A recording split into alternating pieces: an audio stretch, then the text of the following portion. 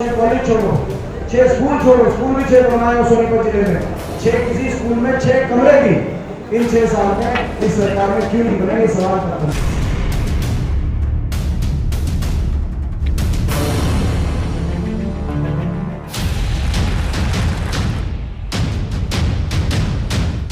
बड़ौदा हल्के में अब धीरे धीरे चुनावी माहौल गरमाने लगा है। कांग्रेस की ओर से चुनाव प्रचार की कमान संभाले हुए दीपेंद्र सिंह हुड्डा ने हल्के के सिकंदरपुर माजरा समेत कई गांवों का दौरा किया। कांग्रेस प्रत्याशी इंदुराज नरवाल उर्फ भालू के पक्ष में मतदान की अपील करते हुए राज्यसभा सांसद दीपेंद्र सिंह हुड्डा ने बीजेपी सरकार के 6 साल के कार्यकाल का ब्यौरा भी जनता के सामने रखा। इस दौरान दीपेंद्र ने कहा कि आज वे नहीं बल्कि खुद भारत सरकार कह रही है कि हरियाणा पूरे देश में बेरोजगारी में नंबर 1 है, जो कि बीजेपी सरकार की पहले नंबर की उपलब्धि है। मैं नहीं कह रहा, भारत सरकार ये कह रही है कि हरियाणा देश में बेरोजगारी में नंबर 1 है। इस सरकार की उपलब्धि, पहले नंबर की उपलब्धि, बेरोजगारी बड़ी बात है। दीपेंद्र ने कहा कि बीजेपी सरकार ने पूरे प्रदेश की अर्थव्यवस्था को चौपट करके रख दिया है। आज हर घर में एक नौजवान बेरोजगार है। पहले यूपी बिहार के लोग काम के लिए हरियाणा में आते थे, लेकिन अब यूपी और बिहार से भी ज्यादा बेरोजगारी हरियाणा में हो गई है।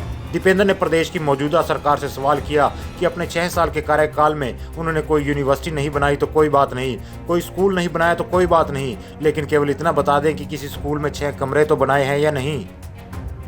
हरियाणा की अर्थव्यवस्था चौपट कर दी इन्होंने। हर घर में एक नौजवान बेरोजगार खड़ा हो गया, बेरोजगारों की फौज खड़ी हो गई। यूपी बिहार में, पहले यूपी बिहार के बालक हमारे फैक्ट्रियों में काम करने आया करते, अब यूपी बिहार से भी ज़्यादा बेरोजगारी हरियाणा में होगी, क्योंकि 6 साल में ना कोई इंडस्ट्री आई, ना कोई फैक्ट्री लगी, ना कोई यूनिवर्सिटी बनी, ना कोई अस्पताल बना। जब निवेश नहीं होगा, अर्थव्यवस्था चौपट कर दी जाएगी, तो नौजवान और सरकारी नौकरी जितनी मिलनी चाहिए ना सरकारी नौकरी मिली, बल्कि निकाल ज़्यादा दिए। पीटीआई निकाल दिए, ग्रुप डी निकाल दिए। 40,000 बच्चे के करीब छटनी करने का काम इस सरकार में हुआ। जब ऐसा हो तो नौजवान बच्चे कहाँ जाएंगे और अर्थव्यवस्था चौपट होगी। ऐसी स्थिति में गरीब आदमी, साधारण परिवार में ये चिंता है कि हमारे बच्चे आगे, इनका भविष्य क्या होगा, क्योंकि रोज़गार नहीं मिलेगा तो कोई अपराध की तरफ जाएगा, कोई नशे की तरफ जाएगा, कोई अपना फ्यूचर खराब करने की तरफ कोई बच्चा जाएगा। ये सबसे बड़ी चिंता है प्रदेश का। इस खट्टर सरकार ने, मैं पूछता हूँ, मैं छोटा सा उदाहरण दे रहा हूँ, अपनी सरकार थी तो सोनीपत जिले के अंदर 6 यूनिवर्सिटी बनी थी। सोनीपत जिले में खानपुर यूनिवर्सिटी बनी, महिला यूनिवर्सिटी, जिंदल यूनिवर्सिटी बनी, Baba Saheb Bhimrao Ambedkar national law university Rajiv Gandhi education city में बनी, SRM यूनिवर्सिटी बनी, छोटूराम यूनिवर्सिटी मुरथल के अंदर बनी, निफ्टेम, भारत सरकार की निफ्टेम बनी, जो यूनिवर्सिटी डीम्ड यूनिवर्सिटी है। मैं आपसे पूछता हूँ, 6 साल में इन्होंने, हमारे समय 6 यूनिवर्सिटी बनी। मैं नहीं कहता इन्होंने 6 यूनिवर्सिटी क्यों नहीं बनाई, क्योंकि जवाबदेही इन चीज़ों पे फैसले होने चाहिए। अगर हमें अपने बच्चों के भविष्य की सोचना है, अपने समय 6 यूनिवर्सिटीज़ बनी। मैं केवल एक शिक्षा की बात कर रहा हूँ, शिक्षा की, हर चीज़ में बातें आ सकती हैं। मैं नहीं कहता 6 यूनिवर्सिटी क्यों नहीं बनी। मैं सवाल पूछता हूँ, 6 कॉलेज छोड़ो, 6 स्कूल छोड़ो, स्कूल भी 6 बनवाए हो सोनीपत जिले में, 6 किसी स्कूल में 6 कमरे भी इन 6 साल में इस सरकार में क्यों नहीं बना, ये सवाल बनता है। तो भट्टा बिठा दिया प्रदेश का।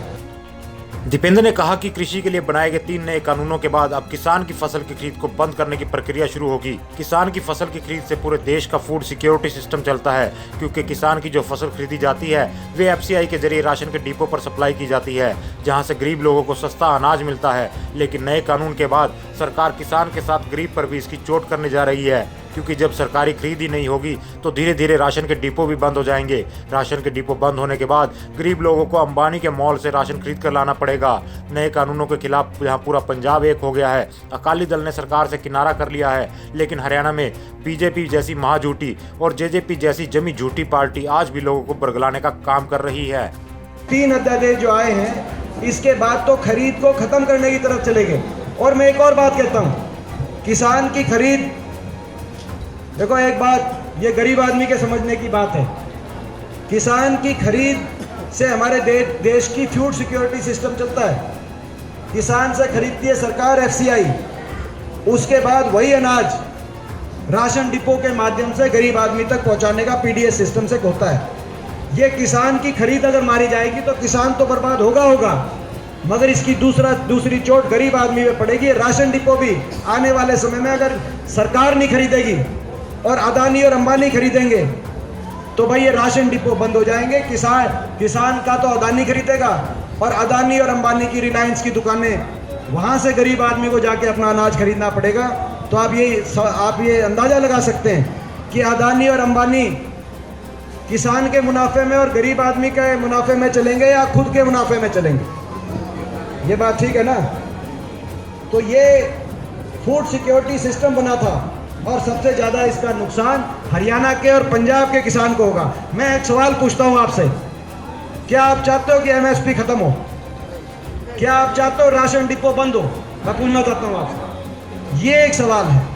इसी सवाल पे पूरा पंजाब एक हो गया, सारे दलों ने बहिष्कार कर दिया, अकाली दल ने समर्थन वापस कर दिया। मगर दुख की बात यह है कि हरियाणा के अंदर बीजेपी और जेजेपी, एक बहुत झूठी पार्टी है तो दूसरी जमा झूठी पार्टी है जेजेपी। दीपेंद्र ने कहा कि हरियाणा में तो बीजेपी सरकार ने घोटालों की सारी हदें पार कर दी हैं। आज भी उनका सिर शर्म से झुक जाता है। जब लॉकडाउन में पूरे देश के लोग अपने घरों में बंद थे, लेकिन उस समय भी शराब घोटाले में लोगों को लूटने का काम किया गया।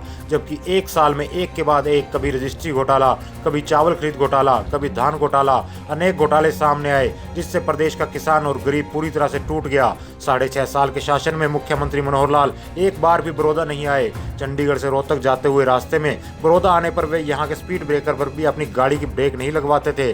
अब वोट के लिए वे बड़ौदा आ रहे हैं, जबकि 6.5 साल के दौरान तीसरी में पढ़ने वाला एक बच्चा भी 10वीं कक्षा में पहुंच जाता है। हरियाणा का इतना दुर्भाग्य निकला, इतना नाम हमारा हरियाणा की बेइज्जती हुई कि लॉकडाउन में जब सारा देश घरों में अंदर बंद था, उस समय भी शराब घोटाले से लोगों को लूटने में पीछे नहीं हटे हुए। उस समय हम लोग सारे तो लगे हुए थे कि गरीब मजदूर तक कोई खाना पहुँचाए, कोई पानी पहुँचाए, इस काम में लगे हुए थे। अब टीवी देखी तो अखबार में आया कि भाई ये लाग रहे थे कि भाई शराब में लुटे। तो इतना हरियाणा का इतना नुकसान पहुंचाने के बावजूद आज के हरियाणा में इतना नुकसान, शराब घोटाला, माइनिंग घोटाला, रजिस्ट्री घोटाला, पिछले 1 साल के अंदर, लॉकडाउन के अंदर घोटालों की बात बता रहा हूँ मैं, उससे पहले की नहीं। लॉकडाउन में, जब आप लॉकडाउन में आप बचाव कर रहे थे जो है, तो उस समय ये घोटाले कर रहे थे हरियाणा में। तो बड़ा नुकसान पहुंचा दिया किसान को, गरीब को। दीपेंद्र ने कहा कि बड़ौदा उपचुनाव के रूप में आज हरियाणा को बचाने की लड़ाई है।